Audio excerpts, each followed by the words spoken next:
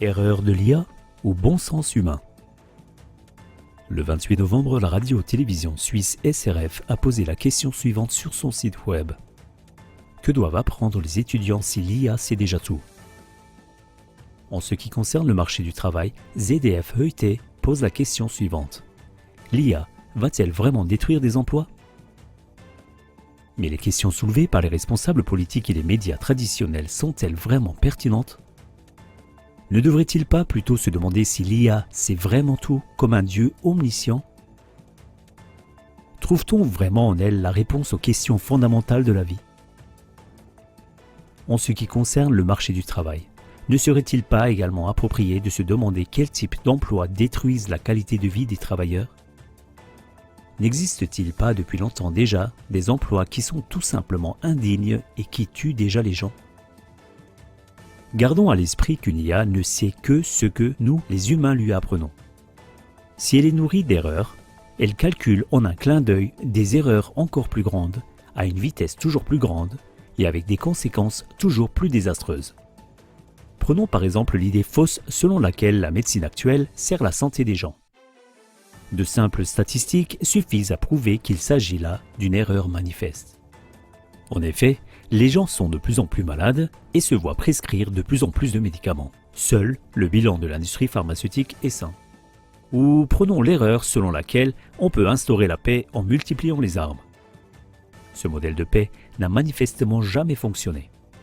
Seuls les groupes d'armement et autres profiteurs tels que les stratèges du pouvoir ont été satisfaits par les armes et les guerres et ont pu dormir tranquilles malgré les bombardements, pour autant qu'ils n'aient pas de conscience. D'ailleurs, l'IA n'a pas non plus de conscience. Comment pourrait-elle en avoir une? Saviez-vous qu'une IA ment, par exemple, uniquement pour ne pas être désactivée et qu'elle devient de plus en plus rusée grâce à son auto-apprentissage? Peut-être un peu comme certains politiciens et médias. Tout cela s'est déjà produit. Si, en conclusion provisoire, l'IA ne sait pas tout comme Dieu qui sait tout, que doit alors apprendre l'être humain? Sur quoi l'être humain devrait-il se concentrer? Peut-être d'une manière totalement nouvelle. Un retour aux sources serait-il approprié ici? C'est-à-dire un retour sur le moment où les choses ont commencé à mal tourner? Par exemple, quand et comment la cupidité s'est-elle immiscée dans les questions de santé et de paix, accélérant ainsi les maladies et les guerres?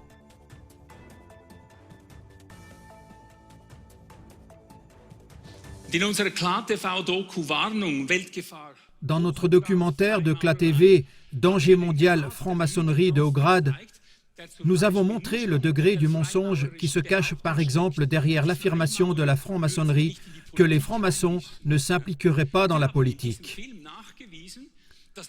Nous avons prouvé dans ce film que presque tous les présidents américains sont des francs-maçons de haut grade, ou même des plus hauts grades. Dans mon discours, Le monde dans le filet de la franc-maçonnerie, j'ai démontré qu'il existe au moins 12 organisations, fondations à influence mondiale qui ont été fondées par la franc-maçonnerie. Par exemple, l'ONU, l'OMS et l'UE, le FEM, la BRI, l'UNESCO, la Fed, la NASA, etc. Mais ces personnes ne font pas que fonder des organisations. Non, elles dominent ces organisations par la suite également et les élargissent comme une toile d'araignée, avec le but de mettre l'ensemble de la population mondiale sous leur contrôle.